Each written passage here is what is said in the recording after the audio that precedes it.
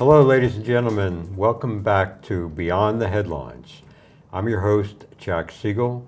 Karen Puschel is at the controls, and we represent the International Affairs Forum of Traverse City.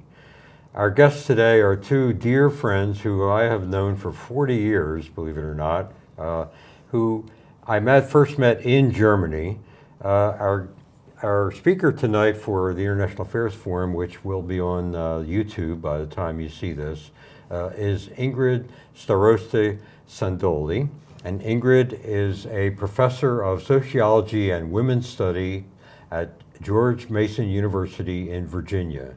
She has a PhD from George Mason in sociology, and she studied extensively in Germany, where she grew up, and in London, and has also degrees from other universities in the United States.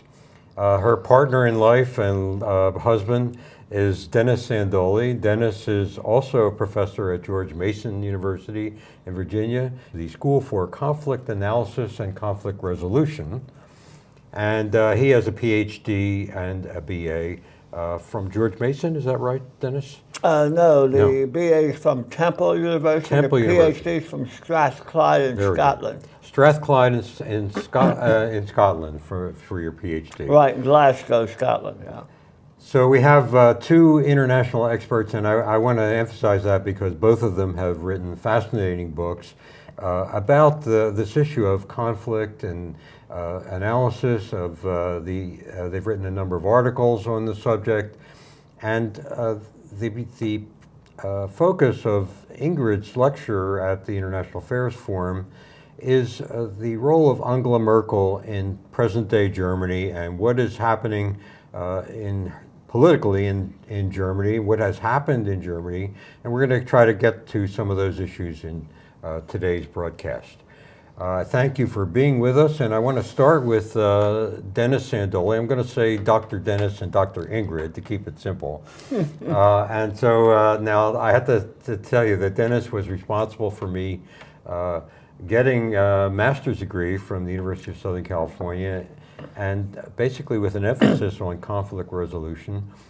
He had the audacity to ask me one day, I was a military officer at the time, he said, why am I working for a conflict-specific organization, the U.S. Army, when my mindset seems to be on peacemaking?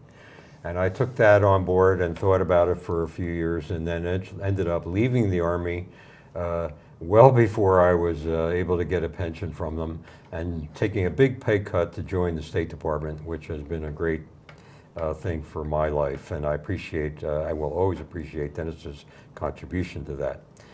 Now, Dennis, maybe we could start leading into the question of Angela Merkel in Germany by backing away and looking at what is going on that is causing such a crisis in Europe today. Well, thank you, Jack, and thank you, Karen, for this opportunity to revisit our friends in Traverse City. It's basically, Jack, the complex series of aggressive conflicts playing out in Syria as we speak, but also in Iraq and Afghanistan. And arguably, these conflicts, which are linked, are all a result of, to an extent, an appreciable extent, the American invasion and occupation of Iraq, beginning on March the 20th, 2003, which gave rise to the Arab Spring, particularly in Iraq and Syria, which gave rise also to Al-Qaeda in Mesopotamia, which morphed into ISIS. And ISIS, of course, has claimed a caliphate in large chunks of Syria and Iraq, producing a historically unprecedented refugee crisis, which is currently bringing the European Union to its knees. And Angela Merkel, is the Chancellor of Germany, is heading the effort to deal with that refugee crisis for all of Europe. And that's what Ingrid is discussing tonight at the International Affairs Forum. Now, just to go a little deeper on that, these issues that arose in Syria and Iraq the United States has been deeply involved. Absolutely. We had the first Gulf War in 1991. We left Saddam Hussein in power in Iraq. Iraq developed something that became or morphed into the Islamic State, and it spread into Syria. These developments could go. You could go much further back and look at the Sykes-Picot Agreement of 1916, Right. where these very artificial boundaries were created. But what you have, as I understand it, is a tribal society, starting with a big picture of Shiites and Sunnis. We've talked about that on this show previously. The world's longest civil war. The world's longest civil war. Sunni Shia civil war, yeah. And then within that, you have then the sub-tribes and the tribes, the Assad family running Alawites, Syria, yeah. and they are Alawites, but that's sort of a branch of Shiite Shiism, Islam.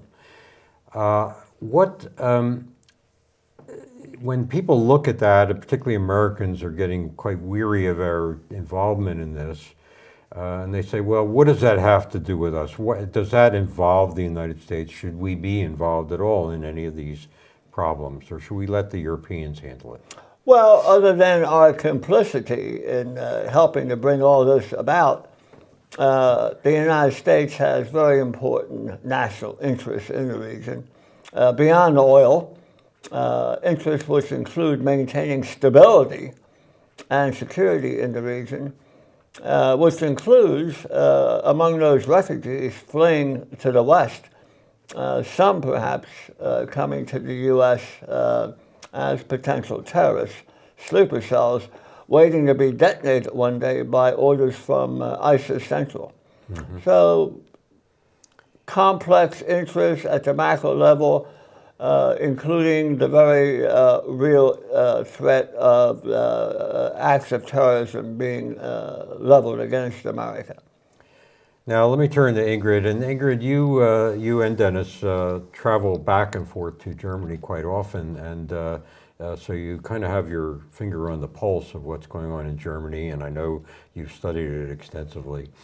How did Germany take such a leadership role? What is it about Germany that has led Germany to be basically in charge of this whole issue for the European Union? Well, I think it also, well, that has to do with Germany's position within the EU, that Angela Merkel, even before the crisis hit, was the de facto leader of the European Union. And I think she still is the de facto leader of the European Union. So that is one reason. The other reason, I think, is that Angela Merkel and her team made the decision that to welcome refugees.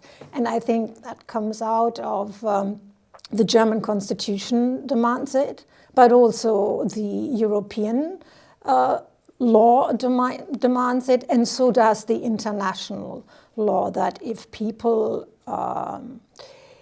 come from war-torn areas, they have to be let in.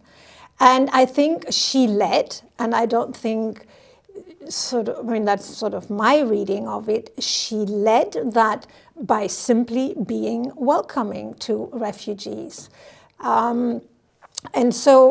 And that was attached to her being the leader at the time, and which she is. Of course, I guess she was not aware that the other European leaders would not follow suit or cooperate with her. And maybe because she was the leader, she thought she leads that as well. But you may say that it perhaps was a miscalculation, because the other European leaders did not follow suit, quite on the contrary, right? But initially the Swedes and a few others were being helpful. And yes. Then people quickly got tired of this because burden. It was never ending, right? Okay. It was a never ending stream. And yes, so we should also say that the Swedes have taken in proportionately even more than the Germans have. How many but have the that has Germans changed. taken in? The Germans have taken in about 1.1 million. 1.1 million in the year? In 2015 alone, yeah, in 2015 alone. And then 91,000 have been registered for January, 91,000 refugees. For just the month of January. Just the month of January, yes. So this is a huge influx of people. How many? There are 80 million Germans or 81 million Germans? Yes, there are 81 million Germans. So they've added over a million new German residents, let's call them. Yeah, so the asylum seekers. And I think what we should also say is that even though 1.1 million have been accepted, once they have been processed, because they don't all come from the war-torn areas of Syria, because you have economic migrants and you also have migrants from the so-called safe states, which, now, for instance, when we look at Kosovo, Bosnia, Serbia, there are many of people from that part of the world. They will, of course, be deported once they have been processed, but they have to be processed, and that takes a while too. Mm-hmm. And in the interim, they are supported by the German people, the German by taxpayer. the German guy. Yes, indeed. Mm-hmm. And is this, Angela Merkel's political base, where does it come from? Does she have widespread support for this policy? Well, she has had widespread support. I mean, her approval ratings, even in December, were over 70%, right? It has dropped at to some polls say 40%, some polls say 46%. But that still leaves the majority supporting her, if you turn the figures around. So she still has about 60% supporting her and her policies. Although I think there is a growing consensus that people want a cap on the numbers of refugees. Mm-hmm. And she still has said she won't do it because it's not practical. You can't stop refugees unless you use force, and no one is actually prepared to use force. Mm-hmm. And that also applies to the other nations. Well, Dennis, this gets back to, what would stop the flow of refugees? What is this basic civil war that's going on in Syria? Is there any movement on the conflict resolution side of that? Yeah, well, other than abrogating the Schengen Agreement and reinstituting border controls backed up by military force and law enforcement, one has to deal with the deep-rooted causes of the various wars going on in Syria, Jack. And fortunately, U.S. Secretary of State John Kerry has been bending over backwards to try to do precisely that, working steadfastly with his Russian counterpart and President Putin of Russia to institute a ceasefire, which has been agreed to already, but has not yet been implemented. Mm-hmm. And the idea is for, in the Russian mind, for Aleppo to fall and for Syrian President Assad to enjoy a massive victory. Then the ceasefire will be implemented. And Aleppo is the biggest city in Yes, it's the biggest Syria. city, it's the cultural center, it's the historical center. It is a crime when one considers what has happened to that cultural masterpiece. But it is happening, it is still happening, and Russia is playing a major role in destroying a major part of human civilization.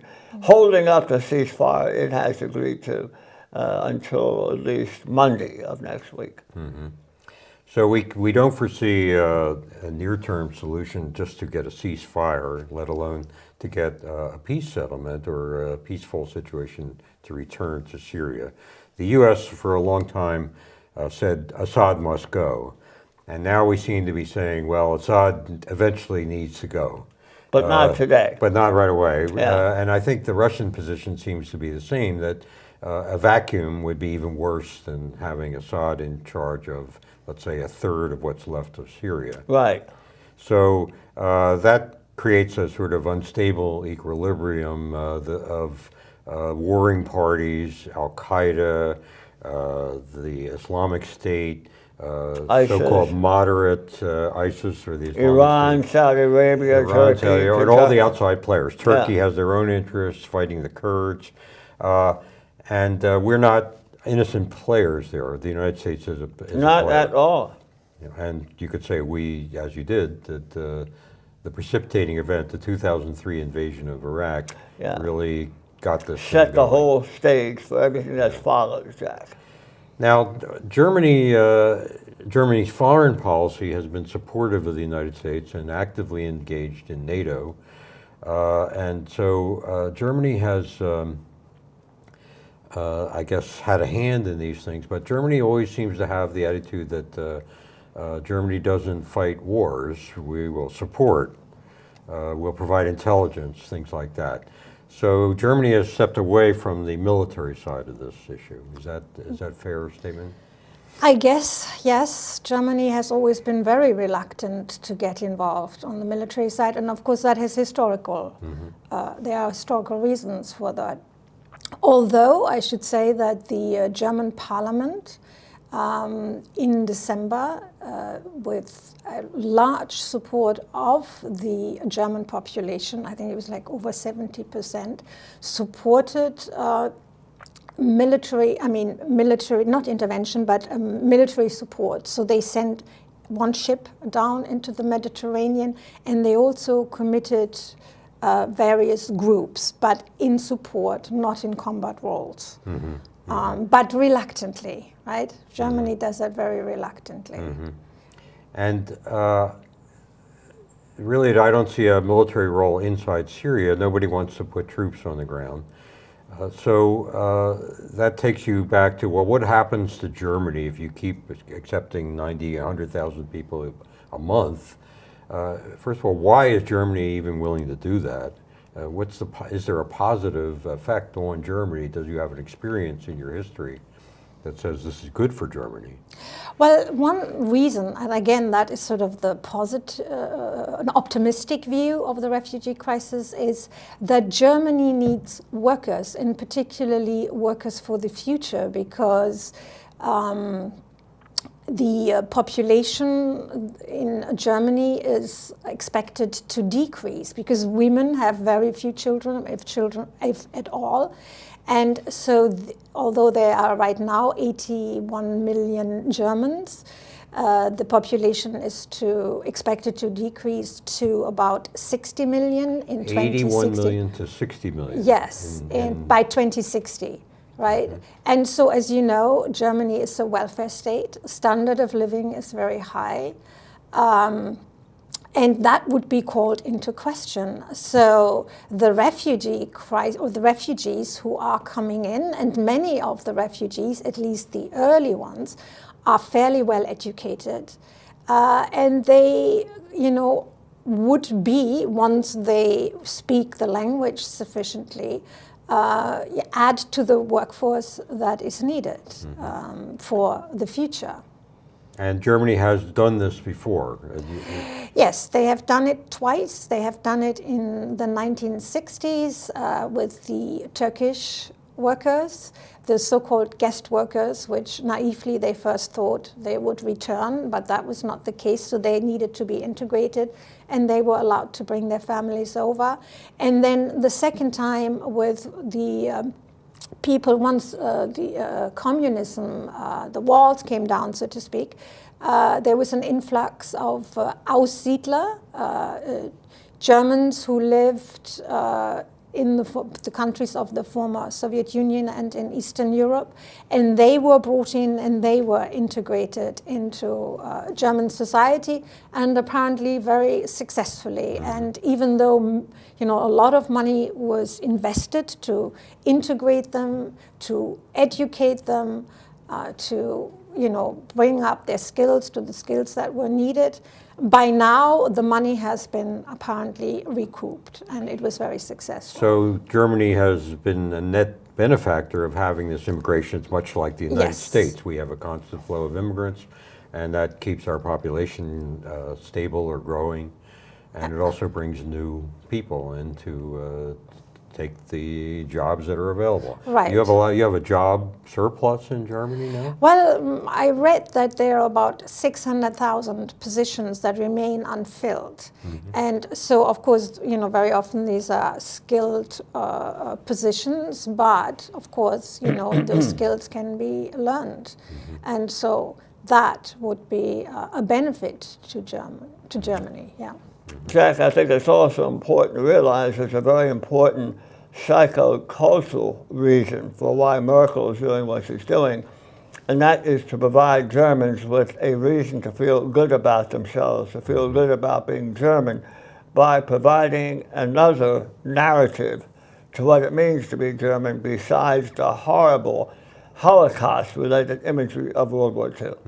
It's been a long time, but it seems almost impossible to dispel that imagery, and so Absolutely. To create a counter narrative with Germany being the altruistic and the positive role player in Europe.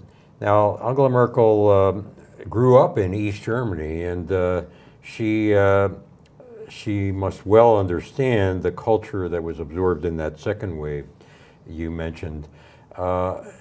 She's paying a political price right now, but do you think that over the longer term, Germans will connect with what Dennis was just saying, that we should be proud? We've absorbed 1 million or more than 1 million people, and it's helped them and it's helped Germany. Is that the plan? I would like to think so. That's the optimistic version. Yes, I would like to think so. And as I said, it is still the majority of people who approve how she has handled the refugee crisis. And I also looked at a recent poll that came out, and a majority of Germans actually said that it was a poll on how do Germans feel on how the EU generally has handled the refugee crisis. And the majority of Germans feels very disappointed in the leaders of the other EU countries and how they have handled the refugee crisis. So I thought, that says a lot about Germans. They were actually, not disappointed in Angela Merkel's action, but how the EU has handled it. And I think that has a lot to do with what Dennis said, because it gives German the opportunity to feel better about themselves, to bring in line, I think, the identity that many feel they have, what it means to be German. And it's getting slowly disconnected from the Nazi past. In other words, there's a lot more going on here than merely a narrow economic interest-based calculus of decision-making. So this is a self-image issue for Germany in a way. And you mentioned, Dennis, earlier the Schengen agreement, and I'll just explain to our viewers that, for those who aren't aware of it, that it's a system whereby the internal borders in Europe were taken down while Karen and I were living there, and it was quite a revelation because it was followed not long thereafter by the euro. Right. And so we lived in a place where you didn't need your passport to go from Germany to France or Belgium to the Netherlands, and that was quite a change. It was I think, a psychological change. It meant you were European. Absolutely. But it was also a big economic benefit to not have to stop all these trucks at the border and inspect them. That seems to be falling apart. Well, what is causing that? Under stress. It is under stress, both the euro and the Schengen agreement. And if either or both of those go, the dream of European unity may go as well, Jack. Now, Ingrid, you're a European. Yes, I am. Or you were. Yeah. How meaningful is that? How would Germans that you know today in Germany feel about if the European Union were to disappear or go back to where it was? I think it would be quite disastrous. I mean, for the reasons that you mentioned, but it was also, a dream, and we have to keep in mind that it is precisely because of the Europe that has been built over the last, 60 plus years that, there has been peace on that continent, that people have shouted at each other, but that's how far it went, right? They didn't go and fight each other in a war or with weapons. And I think that's very meaningful, particularly to Germans. And therefore to the whole world, and right? Yes, exactly. Yeah. And let's never forget that enmity between France and Germany gave us World War I and World War II and the Holocaust. And the Cold War, which followed. Yes. We don't want to revisit those events ever again. No. And the EU is our insurance that that will never be the case. Yeah. And if that insurance policy starts to fragment, we are all in trouble. Now, I'm wondering, I'm a little curious, we just have a few minutes left, so let me just, not just your 1 minute answer, but to ask about the sociological effect on Germany of the absorption, particularly of the Eastern Europeans. You've written a very interesting book about this. Could you tell us what effect it's had, particularly for German women? Well, you know, my book really focused on reuniting Germany, which is to say, the communist system, East Germany, who was 40 years, then like a whole generation was educated and socialized into a communist system, and then that literally disappeared overnight. Including Angela Merkel was Yes, part of and that Angela social Merkel, system. of course, grew up in East Germany and was socialized and educated in that system. So that had an enormous impact on the people in what was East Germany, right? Much more, though, than, of course, the West Germans.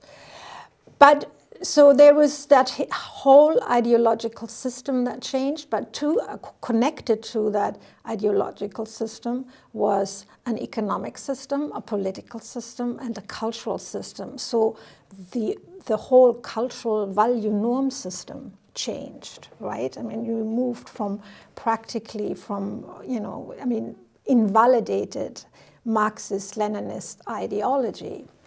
And that ideology had a great impact on how women defined themselves in that system. And that was first and foremost, the ideology said that once women are integrated into the workforce, they are emancipated. But it had a downside because it was top-down, and therefore bottom-up could not articulate that, no, it's not quite that way in real life, right? So it was not all as it was promised to them. But then when the capitalist system was imposed, or in Germans, democracy was imposed, but that was equally disappointing because then market rules, not state, ruled the economy, which meant that lots of workplaces were abolished, right? And the first to go were the women, and lots of social services were abolished. I guess the most sort of profound one was childcare, right? So suddenly it was not anymore the state who was responsible that each child had a childcare, a place in a childcare center, but it was pushed back to the family again, and it became individual responsibility. Now that change in the minds of people is, I think, it's still going on, and probably more so for the older generation than for the younger generation. So Germany has grown together, I think one can say generally, but East Germans, just as West Germans, have to work on that history. And I don't think that history is worked through in just one generation, right? It probably, Ralph Dahrendorf, I don't know if you're familiar with that social scientist, he came up once in one of his studies that it takes 64 years for, a mindset to fully change and play out in society, 64 years. So we have only had 25 to go. Well, this has just been so fascinating, and we could go on for quite a while, because when you think about Germany in those terms of the tremendous upheavals that have gone on just in my lifetime, as long as it is, and that are still going on, and that this refugee crisis is yet one more in a series of major earthquakes that have gone on in German society, and I must say have been handled pretty well ever since the war. I want to thank my two guests today, Dr. Ingrid Sandole-Staroste, who is appearing for the International Affairs Forum, and we are very delighted to have her talking about Angela Merkel's Germany, and Dr. Dennis Sandole, my dear friend, and both professors at George Mason University in Virginia. Thank you very much, ladies and gentlemen, for joining us. This has been Beyond the Headlines. I'm Jack Segal. I hope to see you again soon.